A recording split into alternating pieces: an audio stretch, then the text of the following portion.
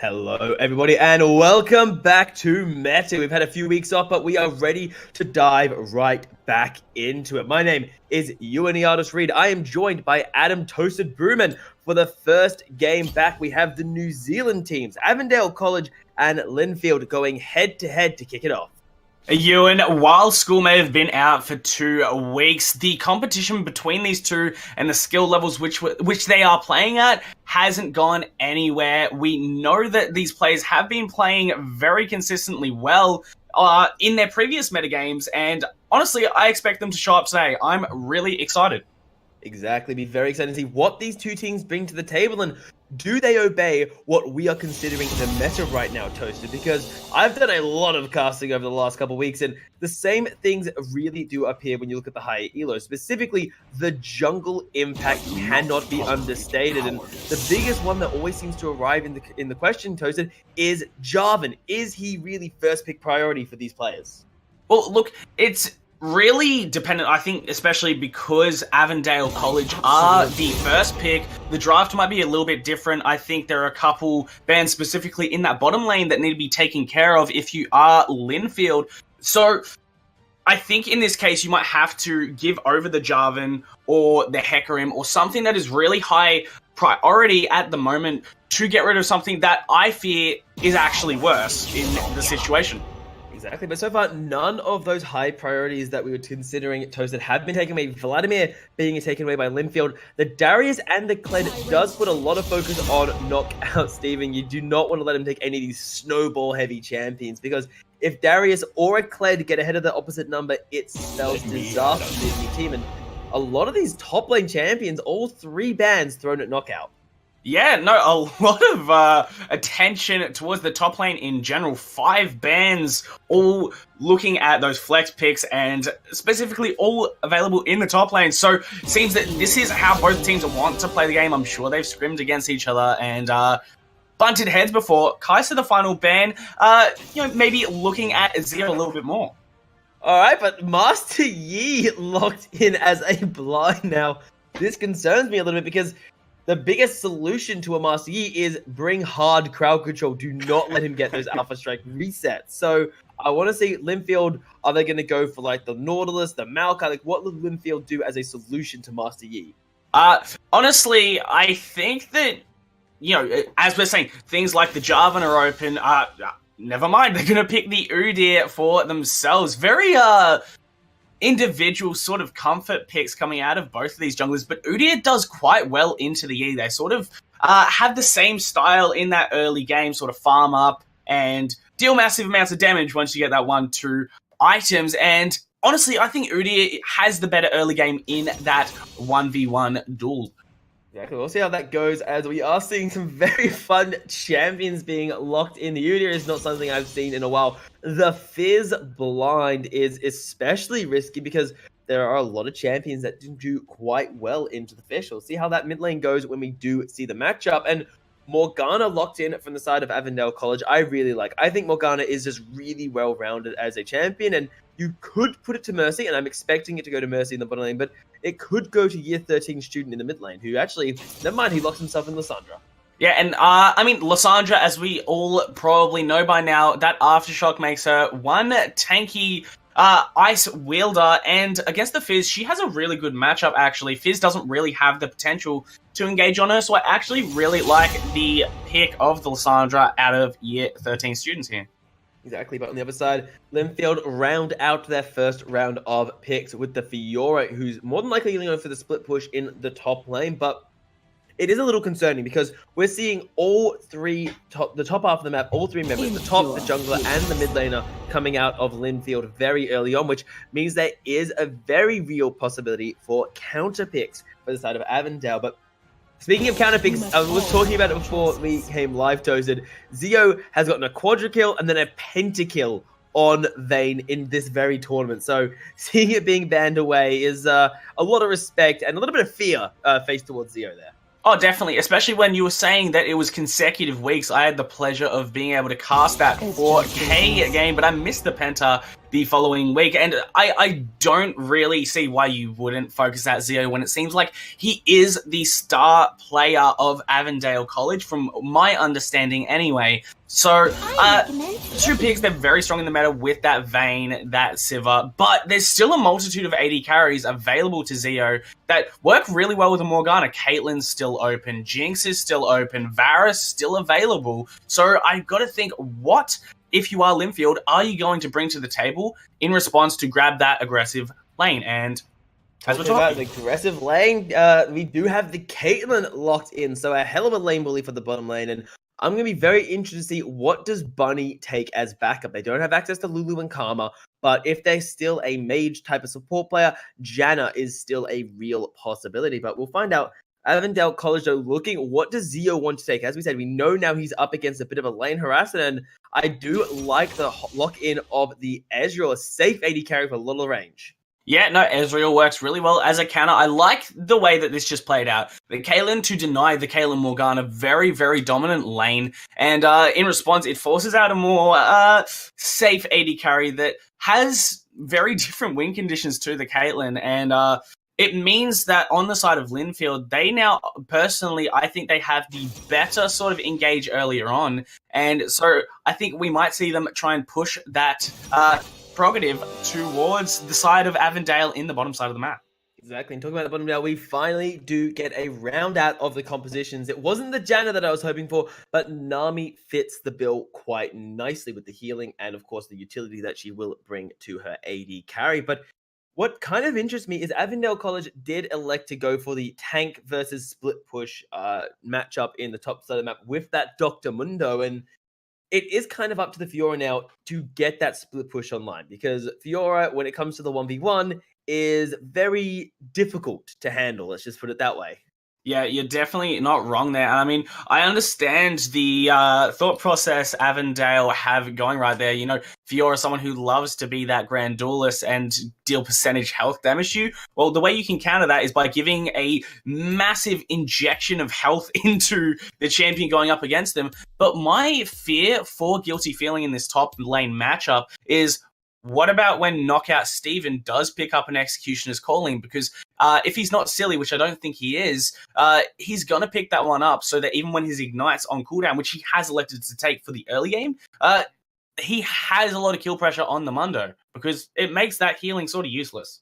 Exactly. Mundo's like, he is the regeneration tank, and there are a lot of ways to deal with that right now in League of Legends. Merlinomicon, Executioner's Calling, and of course Ignite. Now, on that point of the Ignite, I find it really interesting how Knockout Steven has actually elected to take it, because it's a bit of a uncommon occurrence for top laners to bring Ignite. Typically, they're relegated to teleport duty because the top laner needs to go deal with side waves. So in this area, Lynfield, they do have the teleport coming out of the Fizz. So it's not like they have no side lane macro options to make. It just feels a bit ambitious and very confident, perhaps, coming out of Steven saying, I am winning this laning phase so hard to the point where the split push game and your macro calls won't matter as much. Yeah, no, definitely. And I do like the idea behind it. I believe Yorick Diggs Graves actually swapped off of the Ignite, or Cleanse it may have been, if I'm mistaken, for that teleport to allow Knockout Steven to get that early aggressive summoner, right? And you can see already that level 6 engage that Knockout Steven's going to go for here, because of the Ignite, to counteract the Mundo presser and heal up over half your health bar and run away, right? So I like this out of them, but my only concern is then, well, how, like, let's put a situation in your heads where it's 25 minutes, there's a Baron, you know, maybe on the side of Avondale, they have priority and a couple of Mountain Drakes under their belt. Then, okay, well, you know your Fiora wants to be split pushing the other side of the map. That's Fiora's role, really, not exactly the most splendid team fighter in the game of League of Legends in the current state. But then your TP's on the mid laner, who should really be around with his team playing an assassin on the Fizz. So I feel like the teleport, it's going to be interesting to see how Lynfield want to play this one. Maybe we might see something unconventional with the lane assignments. You never know. But either way, I think they will find a way to make sure that no matter what happens, they don't lose out on that Baron. Exactly. We'll see how that goes, as we will be learning ourselves into the game. Another interesting thing I do like to look at quite a bit nowadays, Toasted, is I love to look at what engage opportunities teams have. Because when you fall behind, if you do end up falling behind, you need to have a solution. And typically that's engaging, forcing a fight, forcing a pick. And I look at Avondale College, I think, okay, you've got Lysandra who can throw herself in, you've got a Morgana who's always that pick potential, and if you're really desperate, you can just pop ulti on Mundo and just throw the tank into the front line.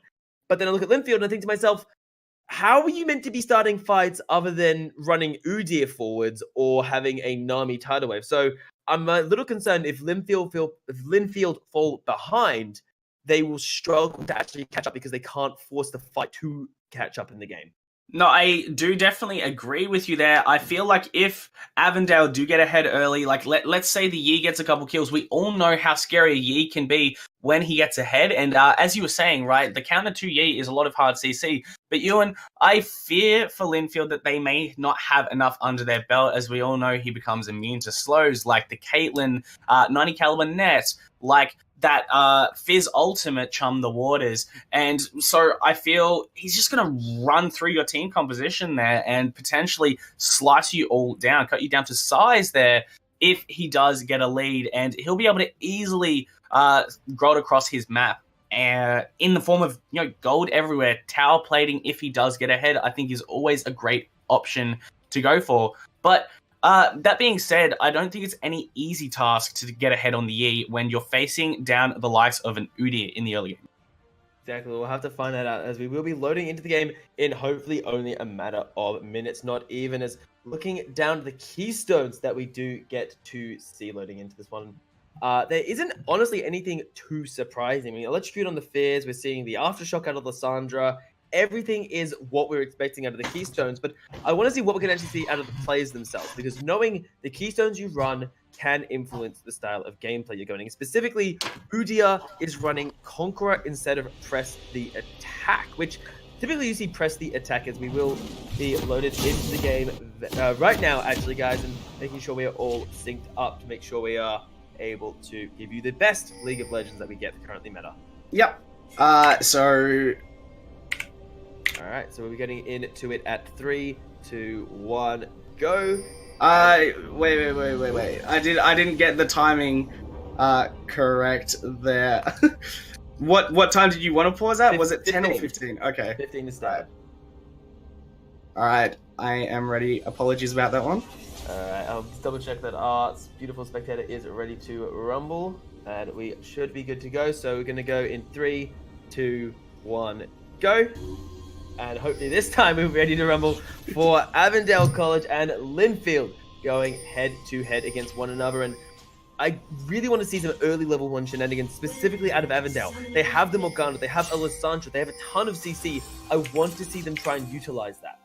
No, I definitely agree. The one thing that, going back to runes, that kind of not so much catches me by surprise, but I sort of would have expected was the Conqueror coming out of Fiora, considering you are into the likes of a Mundo. And of course, I understand Mundo can deal a lot of damage, and having that extra bit of sustain can definitely help you out, matching it, knowing he's going to have grasp as well. But, having the Conqueror, I feel, would have been that edge for early game, taking the Ignite. I don't know. Personal preference, maybe? When it comes to the Fiora, I feel like it is a lot of personal preference. I know some players that say to themselves, well, Fiora already does percentage health damage. She already has true damage in her kit.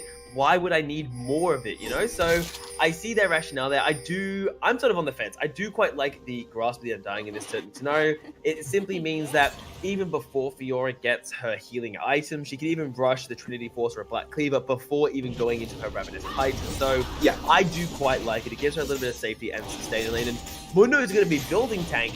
Fiora doesn't have to even build tank and still gain HP thanks to the Grasp of the Undying. So we'll see how that works itself out when we get to the later stages of the game. But right now, both junglers are starting on the lower side of the map. And I want to see, are we going to see some cheeky jungle pathing, Toasted? Because this is something we discuss a lot during other casts and when we're off air.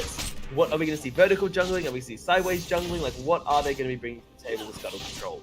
Well, I mean, I don't think we'll see vertical jungling this game, at least not for the first clear, because both junglers did start that bottom side and have elected to sort of go towards that opposite side of the map for the scuttle if you are knockout D.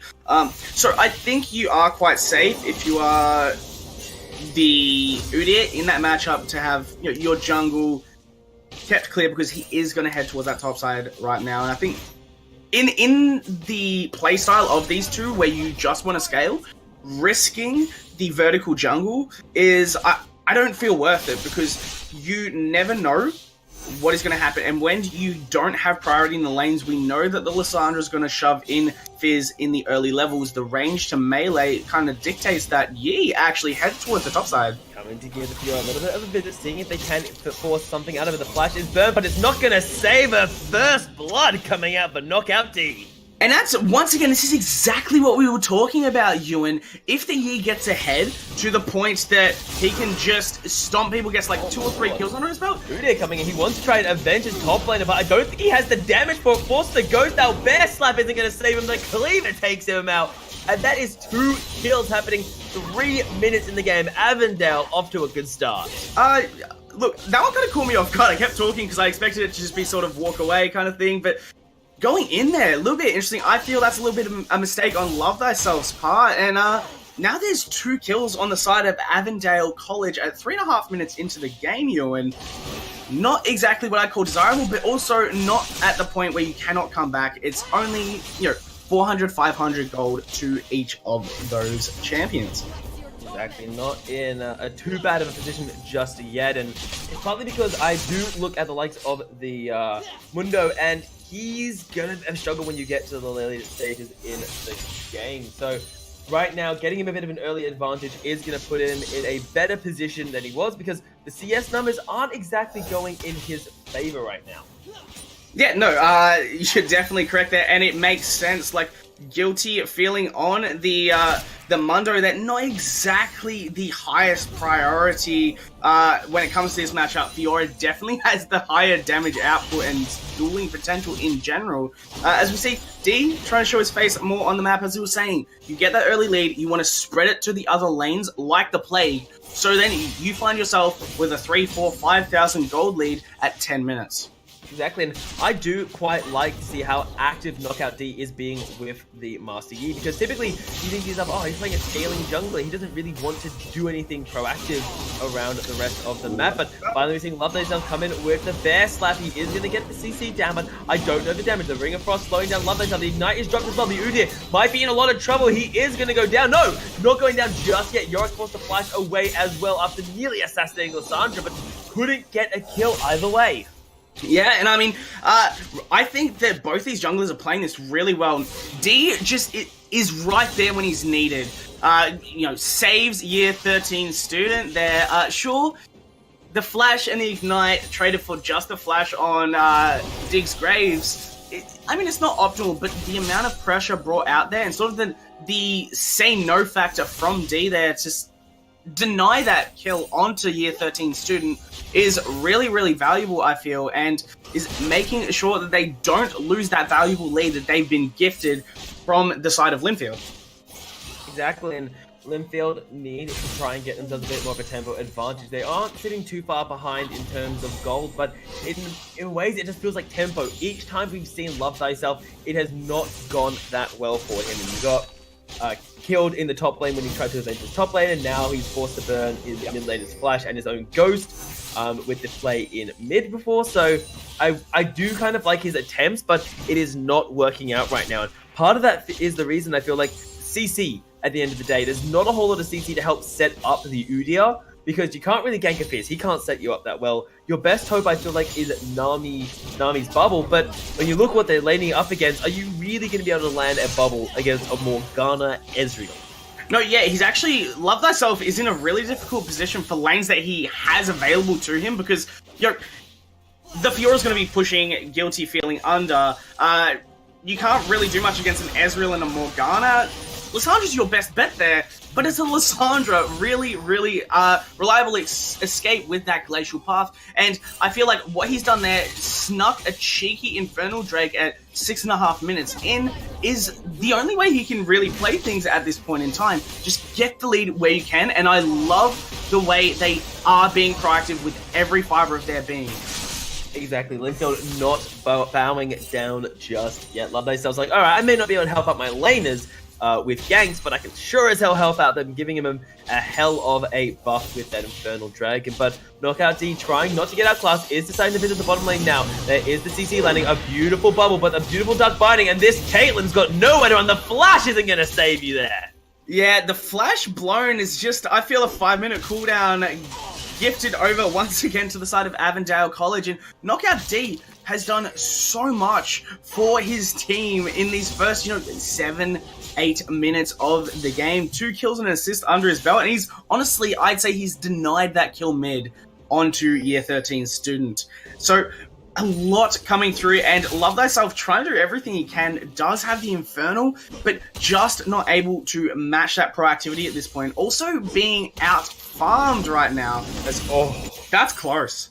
That was sort of blind steal. There was a ward there. Unfortunately, Zio couldn't grab that for himself. But on the other lanes, there is something that is quite fun. We do get to see the Master Yi has completed the Blood Razor and is building towards either the Gwynsu's Rage Blade, and I've seen it lately, specifically from the Calcept, Wit's End on Master Yi is apparently quite a popular item now, Toasted. So we'll see which one the Yi decides to go for. But another item that you mentioned and predicted very correctly was Knockout Steven rushing the Executioner's calling against Guilty Feeling Fundo. Yeah, and honestly, I feel like this might be a little bit of overkill when you do have the Ignite available, because as we know, that does apply Grievous Wounds. I feel like you can afford to go for something like a Phage first, and then opt into the Executioners after for any subsequent engages with that Ignite down. But he just wants to be on the safe side and have as many opportunities to stop that healing out of Mundo from being an annoyance to him. As I'd like to see that. Sorry, to cut off my own point there, Zio and Mercy taking out the ward together, it sort of shows the synergy between a bot lane to be able to grab it in those few seconds before it does disappear from your sight. Exactly, and denying vision that bottom lane, sure, it's not massive. Actually, we'll come back to it in a little bit, as there is a bit of a dive. Guilty Tower is trying to tank it up. It is a 3-man pylon. Fiora is not getting out of this one. Sees the first ball. Guilty feeling flashes over the wall. The healing reduction, not enough. A double kill for the Yi. 4-0-1 on a hyper-scaling jungler. Chum the Waters, though. Can they turn this around? The Alpha Strike denying a little bit of damage. Year 13 shooting, tanking out the turret, and it's going to die, but it's an execute at the end of the day. Wow, and that is huge that it is only an execute.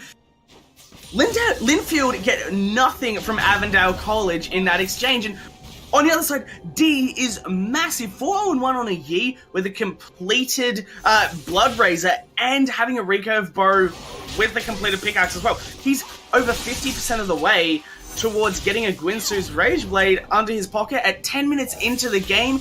That has got to have the side of Lynfield shivering in their boots at this point, Ewan. Exactly. He's got the most gold in the game right now, sitting at just under 5,000. And when you look at the rest of it, the closest follow-up is the Ezreal, who has Kleptomancy, and he's still 1,000 away. So that is such a good position of Knockout D to find himself in, because of all champions you want to get fed on the side of Avondale College, it has to be the Master Yi. A fed Ezreal's difficult to deal, but if you stay out of range, he shouldn't be able to get to you. A fed Master Yi will run you down no matter where you hide. Yeah, definitely the best option for just damage output. And I mean, the one thing that Lynfield does have to deal with it is that hard CC, which they do have some of. They have the Nami bubble, the tidal wave, Caitlyn traps if you can hit D with them somehow. Udyr's got the bear slap. And, I mean, you have the potential there, but Yi's so fast in his Highlander that it can become very hard to hit the man. I don't know, you just gotta be so careful about how you go with this one. And I think even in the position you're already in as Lynfield, you have to think to yourself, how do we approach this? I don't think you can 5-on-5 them for the next 15 minutes at a minimum, because your Fizz and your Caitlyn, my apologies, need to get to the point where they can dish out consistent DPS. I'd say Caitlyn doesn't really dish out that consistent DPS that I'm satisfied can really turn a fight until she has 3 items, but I'm willing to say 2, or potentially if they play it perfectly. Oh, we'll have to find out as they do grab themselves an Infernal Dragon on the side of Avondale. So matching it 1-for-1 right now. But because they took the Dragon, I do like this out of Lynfield right now. They are forcing the Rift Heralds right now. They're trying to say, okay, you take an objective on the bottom, we take an objective on the top. But that could start the next fight, Toasted, as there is the contestant Knockout D now going on to the best side. Lovely stuff. Run away, but he's in the middle of the front line. He's going to go down. A lovely pickup, and the Rift Herald as well. Beautiful punishment. Ooh. Coming out of Avondale. Oh, a Dark Lady. Whoa, flashing from Mercy, actually. CC being laid a bit too heavily, actually, with the stun coming out, and there is no way Yorick is getting himself out of that one. Yeah, D comes into, we'll say it's a kill secure right there, just to accelerate the Yi, and I honestly think that is the right move still. Getting that Yi piled up with as much gold as possible is your #1 objective, and that tower has got to be hurting right there. Once again, more tower plates, more gold for the Yi. If we have a look at the gold difference, there's just under 3,000 the difference between these two junglers, and at 13 minutes, that is nasty as hell.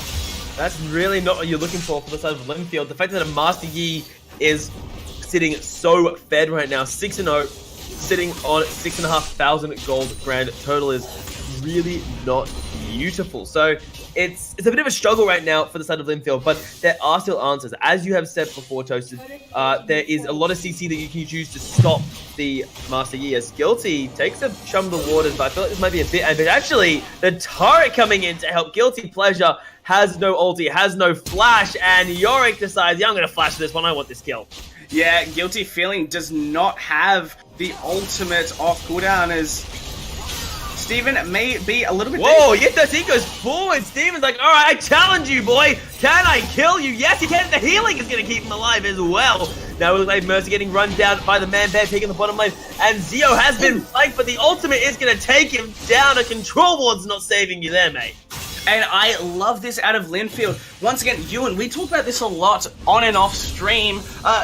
I hate it personally to see a team who is in a very bad situation. Lynfield are looking at the stuff of nightmares, a 6-0-1 Yi, and just rolling over. Rather than doing that, they say, no, we are not going to just let them take stuff for free. We're going to go for it, but...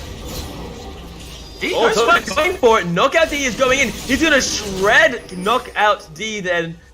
Dig out Love Thyself as he is hunting down. International is going to get killed as well. A double kill coming in. The reset for the ultimate. The ignite coming down, but Bunny's not able to do that. A triple kill. Master Yi is the master of Summoner's Rift. Yeah, and I was going to say, it's great that they get the tower, but it's no longer worth it if that Yi, who once again, your worst nightmare, gets a triple off that and now has a completed Guinsoo's and also is building towards... Oh, this is cruel. Death's Dance Master Yi that's already fed is never going to die. So Avondale feeling very confident with the way their jungler's playing, and I mean, you can't really blame him. He's been very proactive on that, forcing ganks, and when you look at the lineup that they've drafted, a lot of CC heavy teams, and I love to see carry junglers paired up with CC heavy laners, which is like Morgana. You look at the Lissandra, you think to yourself, yeah, there's a lot of damage and a lot of ability to keep them in one place, enough for the Yi to get on top of them. Yeah, and then even with Guilty Feeling, just that beefy... Oh my lord, they're going to shred him down. Actually, no, Zio gets turned around with a crit headshot, taking down the opposite number. But now Lissandra's like, hello there, this tomb is fit for you, taking you down. Bunny's going to join his AD carry in death, a double kill for Lissandra. Meanwhile, on the side, Love Thyself is getting tower dive. Guilty Feeling finds one cleaver, and that's all it needs right now. On the bottom side of Mercy taken down by Yorick digs Graves. He grabs himself another kill and a shutdown gold going over to Fizz, who's now 3-1-0 with a fully completed Protobot and the Sheen in his back pocket as well. And at this point, the Fizz is probably the saving grace of Lynfield right now. The person who does have damage up front as... Oh, Lynfield going in there. Can he get the kill? The CC is not there, and Master Yi executes Fioran. This is an 11-0 Yi. Fiora, you cannot be fighting this man. No, honestly, on the side of Lynfield, I want to see setting up that line of vision. You need to know where Knockout D is. Otherwise, you have no business to be anywhere outside of your base, honestly. Because if you know that the Yi is bot side, you do have the ability to push out that top side of it, right? Because you know that you're not at risk of a Yi who already has almost 3 completed items. I'm sure he's about to buy that Death's Dance to jump on you. So this is how they should be playing it. They need to have vision set up, and I only really see the 1 control ward and a normal ward in that river to really find valuable vision at this point in time, and that's not going to cut it, you. It really is not, and we're seeing how so Lynfield is down a significant chunk of gold, about 6,000 gold, and most of that is in that difference between the junglers, as you have stated. Knockout D doubling the gold of Love Thyself. So doing really well, but it's not just the one-man jungle show, despite all the attention that has been thrown on to the jungler, because the bottom lane, while they are 0-2 each individually, they are still doing quite nicely for themselves, but they are going on to the Caitlyn. She's going to get a one-shot, Bunny's going to join, and that is how you set up a hyper carry. Prepare yourself in the bush, wait for them to walk in, and delete them, and Knockout D may even want to hunt them down some more.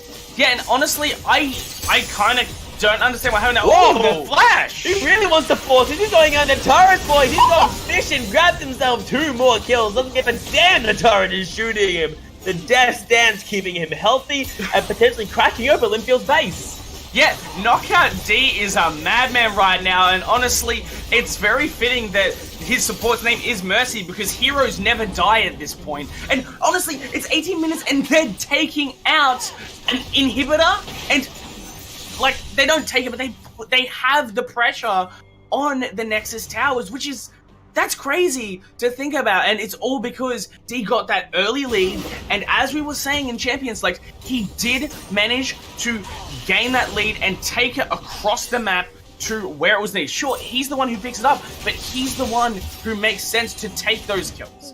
Exactly, and they are doing a fantastic job, Avondale, with working around this champion. They've broken open the bottom, which now means that their bottom lane is going to push for them infinitely while that inhibitor is down, and now they can start looking at the other lanes. Baron spawns up in a minute, and I honestly think they are in one good position to force and take it. So I do think that Lynfield are going to be forced in a do or die scenario where they have to go check vision around Baron. They have to risk the fact that if Avondale engage on them, they're probably going to lose the team fight. And if they don't go and face check it, then Avondale are going to grab themselves the Baron buff, and they're probably going to lose from the Siege game.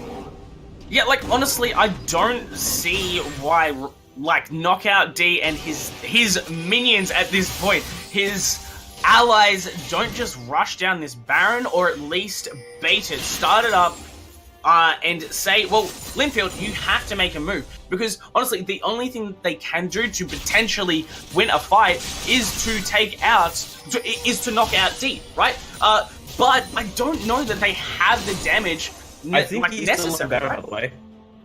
And honestly, yeah, I think Baron. He definitely can right here. He's so far ahead.